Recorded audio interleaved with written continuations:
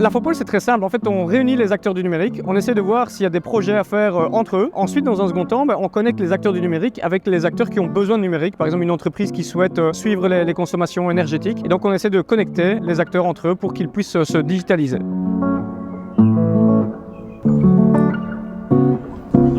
La technologie rend le business extraordinaire parce qu'en fait, on peut avoir des aliments qui sont beaucoup plus durables, beaucoup plus naturels grâce à la technologie et surtout, on peut avoir accès à cette nourriture beaucoup plus facilement. La technologie nous permet de justement automatiser beaucoup de processus au sein de la biscuiterie, soit pour gérer nos clients, gérer les factures. En fait, tous les processus basiques, on a réussi à les automatiser, ça nous fait gagner un temps quand même considérable.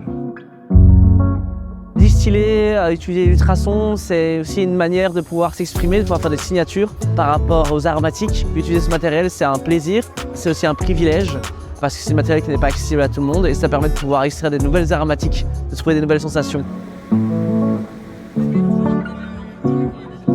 Cet événement, c'est une réussite parce qu'on a pu réunir 150 personnes et surtout avec une grande diversité. Et ça, c'est ce qui caractérise l'Infopole. On essaie de réunir des personnes d'horizons différents, certes toujours animées par le numérique. Aussi, c'est l'aspect convivial. À l'Infopole, certes, on fait les choses de manière très sérieuse, très professionnelle, mais on veut que ça se passe dans un cadre et de manière très informelle pour justement rendre le numérique accessible à tous. Ça permet justement de croiser deux mondes différents, donc le food et la tech, et donc du coup, on peut développer la food tech. J'ai rencontré en tout cas des personnes et en tout cas des compétences également dont on pourrait avoir besoin dans le futur, puisqu'on parle beaucoup notamment d'intelligence artificielle et j'ai rencontré des gens qui en pratiquent déjà.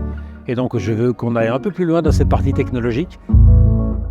C'est me connecter justement à une partie du business IT technologique auquel en fait on n'a jamais accès dans le monde alimentaire, enfin en tout cas dans notre marché, et donc du coup ça permet de se confronter à d'autres types de pensées.